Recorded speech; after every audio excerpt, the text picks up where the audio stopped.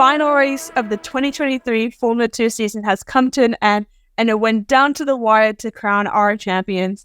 Welcome to Formula Talk. My name is Sophia, and today we're here to discuss the Abu Dhabi F2 race weekend and any new news in the new driver lineup for next year. Joining me today, we have Grid Talk co-host George Howson. Hello. Hello, Sophia. Good evening. Looking forward to this. Yeah, lots to cover. So much went on in the weekend, and then so many driver change-ups, and the rumor mill's already started for the Formula 2 and Formula 3 season. Yeah, there's a lot to discuss. Obviously, we had season ender in Abu Dhabi. That was suitably dramatic and typical F2 style. And now our attention shift towards 2024 for F3 and F2. 100%. And before we get into this episode, we got to thank our sponsor, which is BetOnline. BetOnline is your number one source for all your betting needs. Get the latest odds, lines, and matchup reports for baseball, boxing, golf, and more. BetOnline continues to be the fastest and easiest way to place your wagers, including live betting and your favorite casino and card games, available to play right from your phone. Head to the website or use your mobile device, use your mobile device to sign up today and get in on all the action. Remember to use our promo code BELIEVE, that is BLEAV, for your 50% welcome bonus on your first deposit. Bet online, where the game starts. And also, make sure you're following us on all our social media channels at Grid Talk UK to stay up to date with this show and also our sister show Grid Talk, which covers Formula 1. As mentioned, the final race came to an end, and we had a handful of drivers that also took place in the free practice session in F1. While some drivers were able to put the softs on and push for some great times, some of them supported the teams with their data collection. So before we talk about Formula 2, let's just round up of how the free practice happened. Felipe Drugovich time that was the highest rookie. The Formula 2 2022 champion was coming in second behind George. He was in Alonso's Aston Martin this time around. Ferrari's Robert Schwartzman came in second in the rookies, finishing P8 in the Ferrari. Frederick Vesti, one of the 2023 title contenders, was in the other Mercedes, finished in P12. Jack Doohan in the Alpine finished P13. Other title contender, Théo Pourchaire, was in replacement for Zhou Guanyu, and he finished P14. Pat O'Ward, who has been announced for the 2024 McLaren reserve driver position, was in Lando Norris's McLaren and was finishing P15. Jake Dennis was in Max's Red Bull. Would not want to be in that. That's a lot of pressure. He finished P16 alongside Isaac Hajar, who was in the other Red Bull, in P17. Zach O'Sullivan was in the Williams for Albon, finished P18, and Ollie Behrman was at the bottom in P20. However, there was the other Haas driver next to him in P19 for Kevin Magnussen. What's your take of the rookie test? I think it's quite an interesting one, but some of these guys I wouldn't consider a rookie. Jake Dennis, for example, he is the reigning Formula E champion. If Felipe, that makes a lot more sense, but yeah, it's quite an interesting one to see. What's your take on it, George? Yeah, there's a lot of names that we know from a lot of different series. Pato O'Ward's the big one from IndyCar. You would not really call him a rookie in any sense of the word, but very impressive for him as well with that. And like you said, getting the reserve driver status for McLaren, that's huge. I think the thing that's going to work against him, though, is the fact that you've got Lando Norris and Oscar Piastri in that team, as I have spoke about many times, being that McLaren's lineup for potentially 10, 15 years of how young they are. So it's like, where do you put him if he wants to come into F1? I mean, for a lot of these guys, it's going to be a chance for them to get in the car, see how they do, the teams to see how they can go, like being consistent and all that, get some super license points, which is one of the most complicated systems that nobody really understands, but everybody tries to figure it out. The FIA allegedly know how it works, but that would be a very good thing for them to try and get into a full-time F1 drive. I mean, obviously, I've just actually got the Autosport report up here, and I've noticed that Mick Doohan has resurrected his MotoGP career and was in the Alpine. They've obviously got him mixed up with Jack, his son. It's like the Paul de Vries. I was in Formula 1 at the bottom of the standings when it was Paul Aaron, but in a trident Estonian in Formula 1. Or it could have been the actor Aaron Paul. Who knows at that point, really? I won't rule anything out. Jesse's a man of many talents. But yeah, I just thought I'd note that. But yeah, no, it's great to see some of these guys do that and obviously get some experience in the F1 car. Yeah, and like you said as well, the guy in the Red Bull for the Max Verstappen's car as well. That's a big thing that for Jake Dennis. But it's great to see someone else in FE get a chance as well, because I don't think Nick de Vries did that series any favours with his time in F1. So I hope someone can come from FE into F1 and be a success. Hopefully that doesn't muddy the waters for that series. So a lot going on there, obviously. Yeah, and you had some of the drivers move over to Formula E, and we'll get into it as well, because we have some of the junior series drivers actually switching from Formula 2 into Formula E for next season. Also, as well, some of these rookies are taking place in multiple different postseason testings. It was the F1 testing, which was also the rookie testing postseason, followed right after it, starting today at the time we're recording, which is the 29th of November. It is the Formula 2 postseason testing as well. So lots of 100% getting some new data. There's some new driver pairings for it to see who's going to take those remaining seats, because there's still some seats available for the 2022 season. Now, looking back to Abu Dhabi, in pole, Jack Zewin, in his final Formula 2 race of his career, he was able to take the pole. However, some key things to mention, Théo Pourchaire finishing in P14. He did say in the press conference that there was an issue in the car and could not push for the fastest lap. Alongside that, with the sprint having the reverse grid, Frederick Vesey, his other contender, was on the front row, having secured P9 in quali. He was able to join with Enzo Fittipaldi for the sprint race. Iwasa, as mentioned in the previous episodes, was in contention for the title. However, because he did not take pole, he was knocked out of contention. I believe he was like P6 or P7 in qualifying, so too much of a gap in the points for him to battle it out with Vesey and Théo. But did you catch any of the F2 races in the qualifying? I know on a Friday it's so difficult for us, for those at work. I have it like on my screen, on my TV, like next to my work laptop, so I can watch it in between. But I was glued to it and seeing Théo. I think he started P6 and then was just like tumbling down the order towards the end, and in the end finished P14, which put him out of the reverse kind of grid order as well.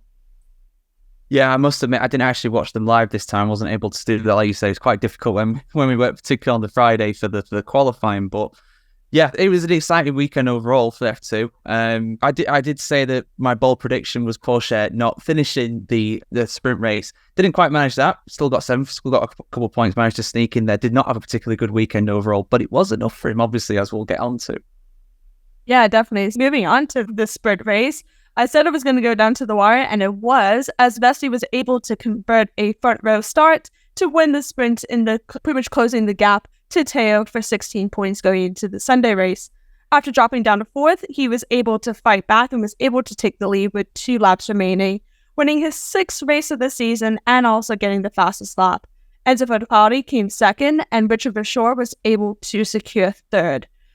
As mentioned, Théo Pourchaire was able to get 7th. He was able to get the last bit of points, as in the sprint race, only the top 8 was able to get it. So was able to have some damage limitation given that he started P14.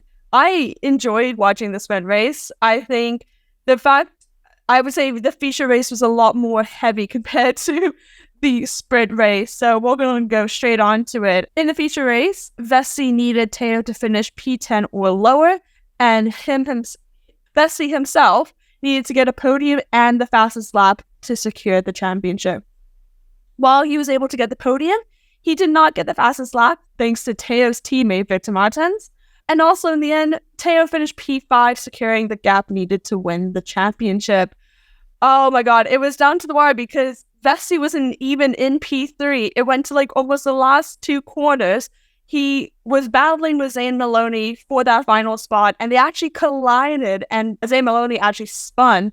He was able to get back again, and it was fine, but obviously I think he finished P16 or something down on the grid, but Vesey didn't have as much damage and was able to secure that last podium. But it was a race from pole. Zewin was able to win his last F2 race. He actually had the most feature race wins in any other driver this season.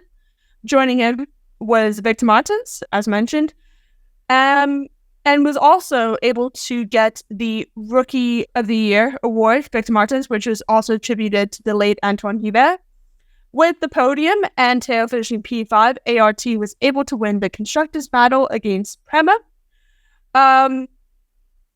Ollie Behrman, who was also in battle with Victor Martins for the Rookie, actually DNF'd due to some engine problems and to pull into the pits, and actually closed the pits briefly, which was a big problem because some of the drivers like Vesti needed to pit to change the tire strategies, because some of them went on different strategies. Some of them started on the softs, some of them started on the mediums, and seeing which can go the longest.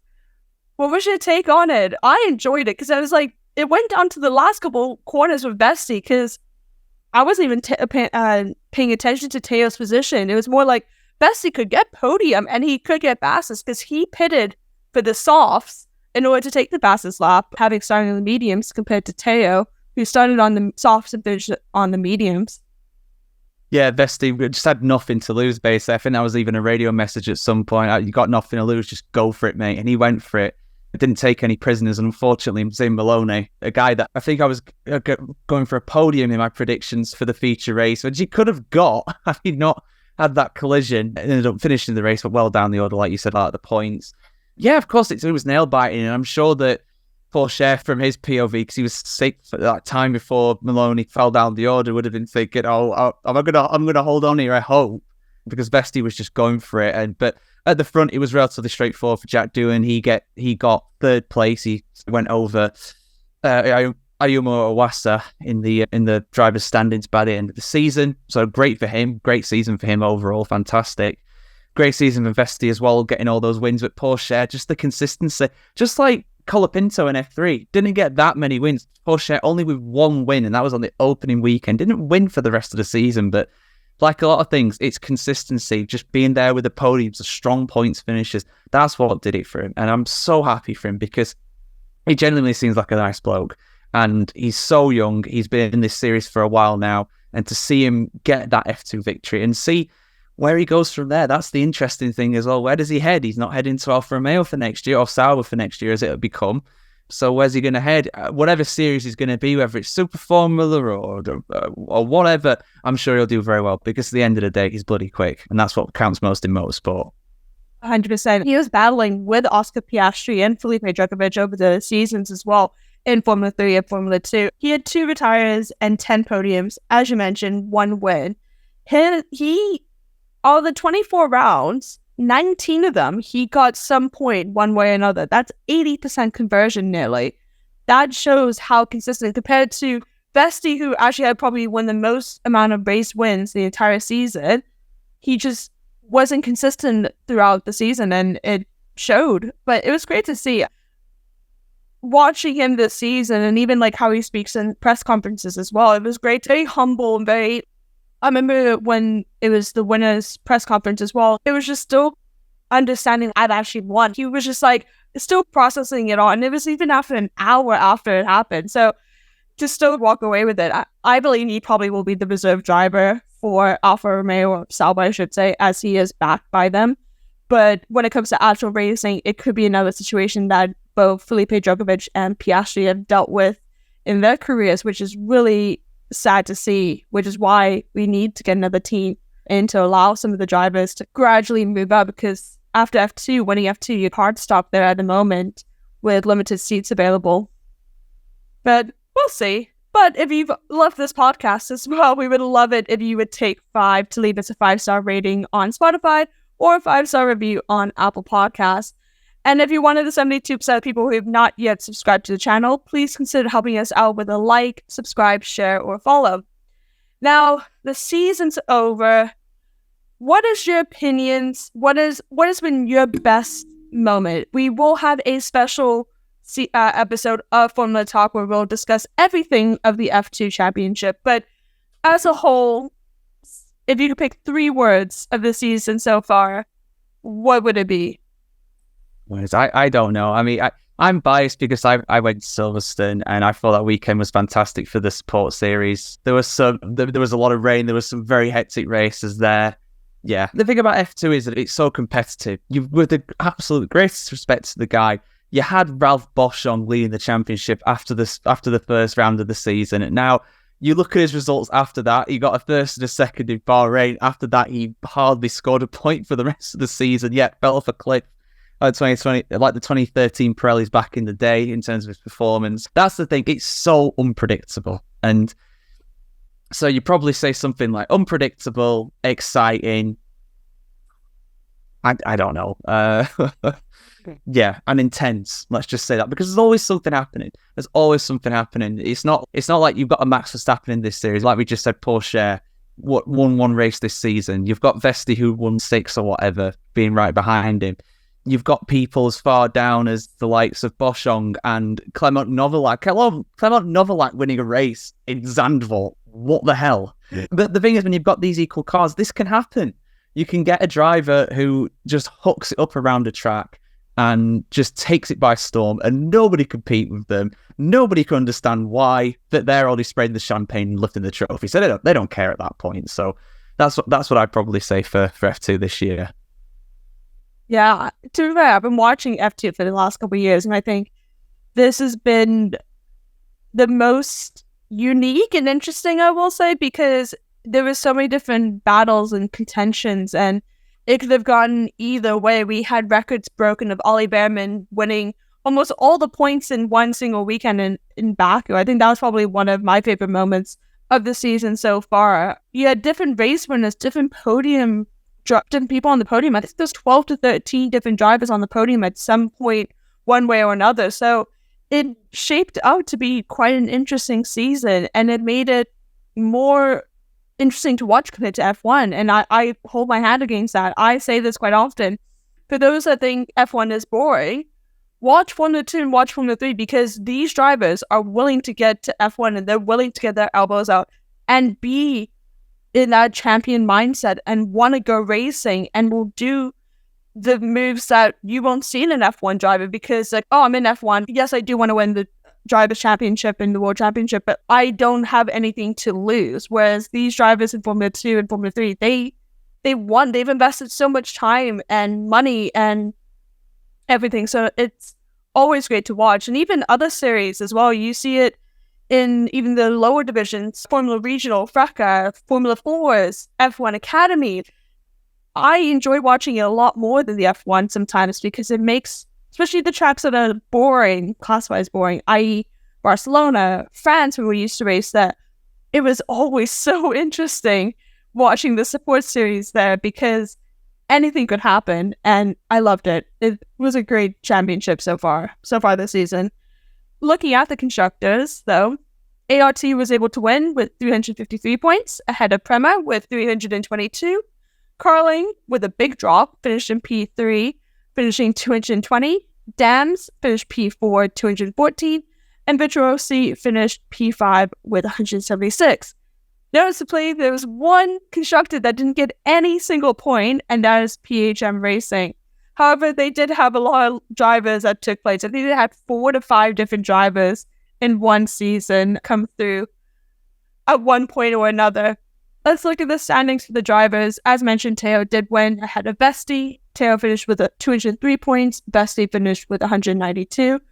As mentioned again, Doohan was able to take third with that win in the feature race with 168.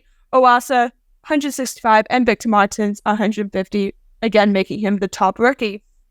Now, the top 4 have all left Formula 2 now, which is interesting, and a lot of them don't know where they're going.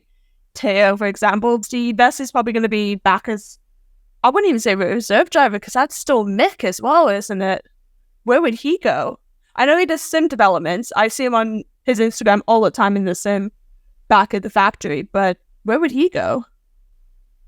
You don't know at this point. This is the thing. You've got Super Formula seems to be a popular one where they send the guys out to Japan and they compete in that. Things like WEC, like we've mentioned before, not as popular because it's such a different discipline, although there's obviously a lot you can learn there. Formula E doesn't seem like something they want to do because it's almost a backward step, really, with the greatest respect to that series. It's a difficult one. It's a really tough one. And like we said, it's always been like this. There's always never been enough seats and stuff, but it seems particularly bad recently. But you have to just bide your time. Simple as that. You got to bide your time. Pierre Gasly, he didn't get his shot in F1 immediately after winning F2. He had to wait half a season or so until I think it was Carlos Sainz left for Renault, and that opened the door for him at Toro Rosso back in the day. So you need to bide your time and be patient. But at the same time, if you just stick around, if you've not got serious backing, it's like you've got nothing to further to prove yourself, because F2 is the road to F1. So it says it is.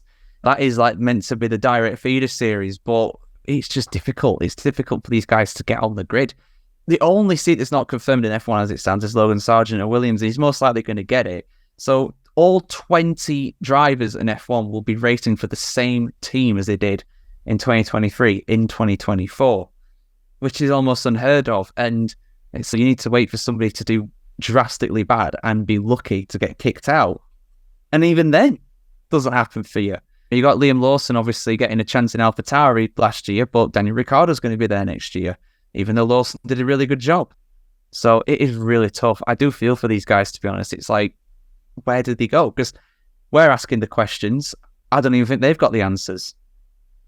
Yeah, we have some news of some of these drivers moving around, but it is tough, especially some of them that have been waiting for opportunities for years. Bessie's been in for, 3-4 seasons? You have Taylor that's in the second season, and obviously he can compete. Bessie could have come back, but obviously if you're racing the same seasons, or the same discipline each season, and say if you perform badly, could that also hinder your ability to get a seat for F1 as well? Like, I think Bessie is obviously the highest, I believe, that he is stood in the championship. So this is a great season for him to have a foot in the door for F1. But if he was to do Formula 2 again next year and he finishes, P10?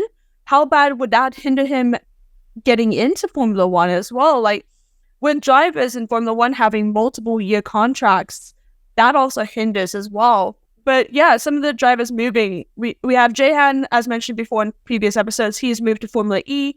Arthur Clark, it's still unsure if he's going to be in F2. However, it is rumored that he would go to GT3, but that is not confirmed. Owasa has moved on to Super Formula for next season. He is backed by Red Bull for that as well. Clement Ovalak, who didn't race in Abu Dhabi, is also rumored to move to World Endurance after an impressive postseason rookie test in the LMP2 cars. He actually topped the timing sheets for that in the rookie test. Maybe it's a nice switch for him to have a Frenchman back racing in WEC as well. That'd be quite cool. But yeah, looking at the lineup confirmed and rumored so far, we have ART. Zach O'Sullivan has finally announced to race for ART. It's rumored after a great rookie year, Victor Martins will be joined. Prema, as mentioned, Kimi, moving from FRECA after winning FRECA this season, will be racing, jumping from FRECA to Formula 2. George, I don't think I've actually asked you about that. What is your take of the move? Because Kimi's not the only one. We also have Josh as well, who finished P19 in FRECA and has now moved to Formula 2. I understand Kimi, but with Josh, that's a big jump, and I don't understand how that's justified. Maybe it's a bit of desperation from PHM because, like you said, they were the one team that didn't score any points this year. So maybe that is an odd one. That is a very odd one for sure. I don't know if he's got significant financial backing. I don't know if the entire state of Paraguay is behind him. I have no idea. It's a very unusual nationality to be in F2, but I'm all for it. I'm all for the variety, obviously. Yeah, it's an interesting one. But you think that Paul Aron's going to be there somewhere, especially after he ended the season racing in F2 in Abu Dhabi. You got to look at some of the other guys. Obviously, Bortoletto's come up, Colapinto's got it up, O'Sullivan's come up, Marty's in there as well. There's a lot of drivers that are coming in from F3. Bogdanovic is going to be in F3, as I'm sure you were going to mention later on, so he's not moving up. So yeah, it's interesting to see who's going to be there because there's quite a few people leaving, like you said, and it's like a lot of the people from other series that you don't normally see going into F2 will probably be getting a chance, but there's a lot of the grid still to be signed on, and I think that's partly because there's a lot of drivers in F2 this year that have been there for 3-4 years, getting on the older side of things by their standards. The likes of Nissani and Boschung and Daruvula to an extent. Those guys are leaving as well. Yeah, I'll be very interested to see who fills up the rest of the grid. I think it's going to be a very different grid to what we had in 2023. We're going to have a lot of drivers being rookies in this series coming into next year. 100%. I can't wait. Looking at the rest of the lineup, Prema rumored to be Ollie Behrman. He's still not confirmed yet. Carling has confirmed both of the drivers. Zay Maloney is retaining for his year with Carling, and also Super Formula winner, as mentioned in the last episode. I'm still trying to pronounce his name right. Ritmaro Matata. I will get it by the time the season starts. He has moved to join into Carling after winning Super Formula. How do you pronounce his name, George? Ritoma Miata. I got the last name. It's just the first name throws me off a little bit. Ritomo, yeah. You know what? I can't think of another guy who's come out of Super Formula to go into. I'd be very interested to see how he does. Imagine if he comes in and just absolutely wipes the floor of everybody. Imagine that. Best of luck to him, though. I think it's fantastic. I'm really interested to see how he does. And you got to imagine as well, because I'm just looking at this grid. There's a big omission here. Martin's not confirmed. You think he's got to be in there, surely. Rookie of the year. I think he's a very heavy favourite to win the F2 championship next year. Oh, he's got to be. Fifth place. He's the highest placed returning driver, Martins. So he's got to be up there. He has to be. I didn't think it like that. That even Ollie as well, finishing quite high in the standings. He's still not confirmed as well, but obviously it's rumored that he will stay with Prema next year. You got to think it's a no-brainer for the guy. It really has to be. He's so young as well. Like, he's another one. Ferrari have really got a good driver on their hands there.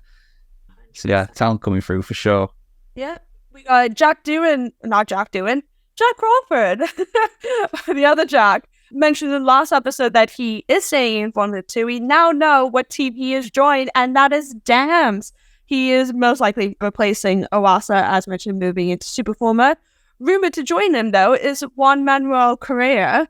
That will be his second full-time season in Formula 2, coming back after the tragic accident a few years back, but that is still not to be confirmed. Bertrossi, we have both of the drivers confirmed. We have Formula 3 champion and McLaren-backed Brazilian driver Gabriel Bortoleto, and Alpine-backed and mentored by two-time F1 champion Mika Hakkinen, Kushmani. Now, I'm happy to see Kushmani. So consistent last season. He was also quite consistent this year without wins, but he was, for the first half of the season, was performing quite well. And we'll definitely get into that in the F2 episode, but I'm really happy he's backed now by an academy as well as staying in Formula 2. I think he could be a good contender as well for next season. Yeah, I think so. And I think it's fantastic as well. I genuinely thought that Daruvula a couple of years ago was going to be the guy from India to really take F2 by storm. It just seemed like it was going to happen. It just didn't. It just petered out, though, unfortunately for him. But mine is on the up. That guy could really do it. But I tell you what, he's got a very good teammate in Gabriel Bortoleto. I'll be fascinated to see how those two get on at Virtuosi next year.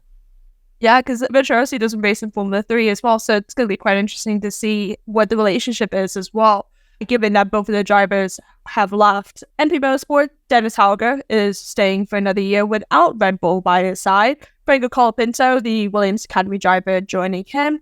Van Amersfoort, nothing yet. However, due to testing taking place right now in Abu Dhabi, it is rumored that Formula 3 driver Rafael Villagomez will move up for the next season alongside Enzo Fittipaldi, moving from Carling now, because obviously both seats are taken. I think that Enzo is still backed as well by Red Bull next season. It was rumored that both Enzo and Zane was going to be dropped from the Red Bull Academy, like some of the other drivers that have taken their announcements. But that I'm excited to see that's actually going to be a true one as well, because Enzo's been with Trident. He's been with 3 different teams, I believe, both in Formula 3 and Formula 2. And Rafael has been the staple of Van Amersfoort for Formula 3 for the last couple of seasons as well, since they announced that they were coming into Formula 3. So I think it's a great move for them to have somebody that's been the history with Van Amersfoort to move over. So be interesting to see. High Tech, we have nothing yet. It's rumored to be Paul Aaron, but it's a bit unsure. I think it's purely because of how well he performed in the high tech in the Macau Grand Prix. Emery Cordial, which I think is the biggest rumor mill so far this season, is potentially also going to high tech. From Virtuosi, I don't think that's going to happen. I don't see it, but we're seeing it in some of the social media posts and the rumor mills for it. But yeah, I think that's one of the biggest speculations so far. It might be true.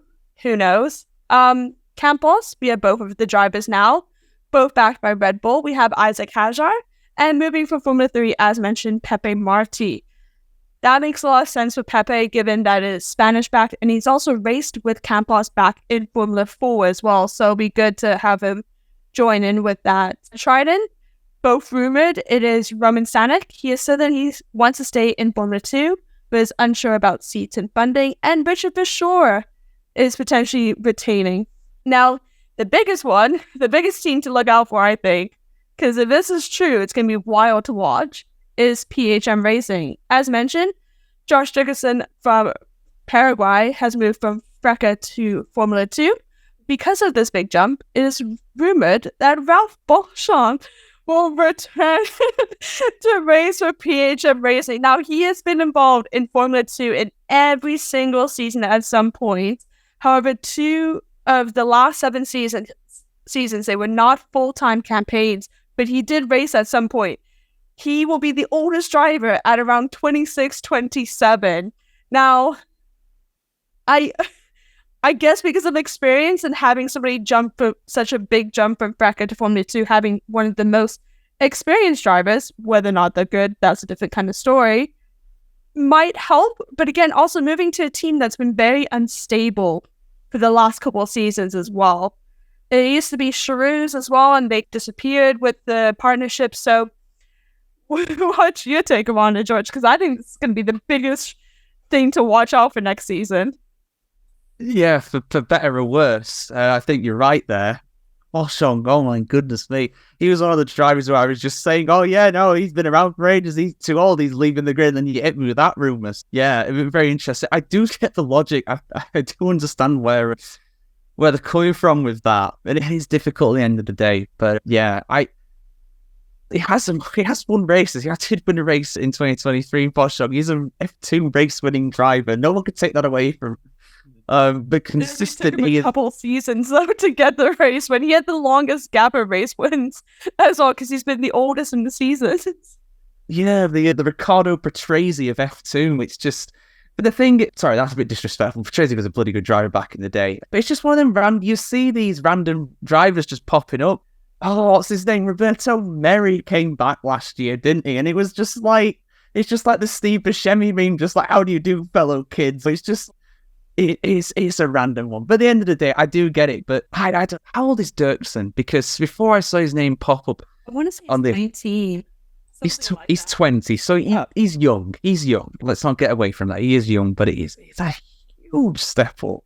That is a massive step up. Again, with the greatest respect to Dirksen, we should have seen the F1 Academy champion in F2 rather than him. With the greatest respect to the guy, I'm not going to go if you're really going to be serious about F1 Academy, which I know is a chat for as we've had our rants about that series over time, for them to go into FRECA is, yeah, that it shouldn't be. This is not the timeline we should be in right now with this. This is not what should be happening.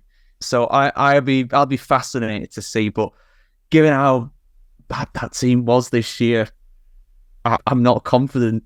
I'm really not confident if those rumours are true. I think funding will come into play 100%. I do understand because Kimi's point of view, because he has won. And he won by margin and did have a lot of poles and race wins. So I do understand he does have the skill. He's dubbed like the Mercedes wonder kid now because he is Mercedes backed and everything. But Josh pushing P19 and FRECA like that to jump to Formula 2, I feel like that's also disrespectful for a lot of the Formula 3 drivers who can't get into Formula 2 as well. I think that, and then obviously, as mentioned, with Marta Garcia coming in to Formula Academy, having to go to FRECA, and then she still potentially has to do other Formula 4 races as well on top of FRECA because of the season so far, and then moving into Formula 3. But wild. Speaking of Formula 3, though, not much news to talk about. We do have some interesting changes. As mentioned, all 3 premiers have still been confirmed. Nothing comes from there. However, Gregor Saucy has decided to leave the realm of Formula Racing to go to World Endurance in the LMGT3 class with United Autosports. I think that's a good move for him. He didn't win the championship. He faltered off and on through the season, and he was the most experienced Formula 3 driver this season. So I think it's a great move to maybe see about other disciplines. And who knows, maybe he might get a shot coming into Formula 2. But I think this is also a good move for him, for his career, because it seemed very stagnant with not much progression. Who else? Oh, Charlie Woods, son of F1 driver Alexander Woods, and I'm pronouncing his last name wrong, I think. He has announced that he is driving in Formula 3 next year and will be driving for Genza. This is off the back of a interesting Macau Grand Prix where he was racing in Formula 3, non-point championship. Interesting to say, he's the only driver from Genza to be announced so far. But yeah, 4 drivers of the grids only announced. We still have testing's coming up very soon as well in the new year, so no doubt the next couple episodes will be a whole bunch of F3 announcements more than the F2 announcements. But what's your take on Formula 3 not having much of the announcements done so far? I think it's probably a bit of a knock-on from F2 not having a lot of their grids set, because a lot of these guys, if you were one of these young kids in F3 and seeing how many of your fellow people in the series have gone up to F2 for next year, you'd be holding out. You'd be like, there could be an interest from these guys or whatever. So I think it's probably just a knock-on from that. As soon as the F2 grid is set or mostly set, I imagine these guys will be like, oh yeah, no, I always wanted to sign with you. I promise. I didn't want to go to F2. No, I wouldn't stay here with you guys. I love you. I promise. I mean, yeah, we're expecting a lot more of the grid, and it's a massive grid. I think there's 30 cars on the grid, something like that. So there's a lot of seats, 26 seats still to decide. So a lot of these guys who are not signed up to F2 or of a series are going to be re-signed. The likes of Seb Montoya, I imagine that's a name that I love from growing up, obviously from his dad. Saucy, like you mentioned as well, I think that's a fair enough move for him. I will miss him purely on the fact that I love his last name. I just absolutely love the fact his last name is Saucy. I think that's fantastic. And I hope we see Christian Mansell back as well. I'm sure it's something you've probably mentioned at some point. The fact that he is diabetic and racing in F3, I think that is wonderful. And in his own words, they've corrected his flag now. He is Australian officially in the championship, because I actually thought he was British, and then he opened his mouth just, oh, you are definitely not from around here. So they managed to correct that now, because, yeah, I remember just before one of the press conferences in Silverstone, he had some very choice words about them not doing it. So I've got an Australian license. What are you doing? Basically, probably not a nice term. Yeah, we'll see a lot of these guys re-sign for next year, I'm sure. Yeah, I can't wait. Even when it was announced about Joshua, if you look on Wikipedia or even online, it looks like the Dutch flag as well a bit. Different format, but a quick glance, it's the same colors, but obviously Paraguayan flag has a symbol in the center, but obviously if the image is so small, it goes a little bit unnoticed. So it's quite interesting to see. But yeah, it'll be quiet. I'm excited for the seasons. I think we're going to get a lot more FRECA drivers moving up. It's the biggest roadmap moving from FRECA Formula 4 into Formula 3 and Formula 2. Maybe even some of the old F1 Academy drivers might even get their seats, which that'll be even worse, I think, for the champion having to stop from FRECA. But if money talks, unfortunately, that's how it is sometimes. We do also have some F1 Academy news, but we will discuss it in our next episode as we're waiting to hear some more of the lineups. But yeah, Formula Talk is available on YouTube, where episodes are posted after our recordings. You can also catch us on Amazon Fire, Spotify, Google Podcasts, Apple Music, Verbal, and Pocket Cast. Just search F1 Grid Talk for our back catalog of our previews, reactions to qualifying race results in Formula 1, and also for the episodes of Formula Talk. Please consider supporting the channel on Patreon so we can get mics, lights, and better recording equipment. And also make sure you are subscribed and following us so you're first to know when each new episode is released. We'll be back soon with plenty more Formula Talk content. We still have to cover the F1 Academy season as a whole, the Formula 2 season as a whole, Formula 3, and also we got some racing coming up quite soon. Formula E starts in January as well, so we'll have some content to start in the new season, but definitely take a listen. We're still going to be posting episodes in the off season, so make sure you are following us. But we'll be back soon with plenty more content. Thank you, George, for joining me as always. My pleasure, Sophia. Thanks for having us. And thank you for listening. BetOnline is our sponsor for Formula Talk.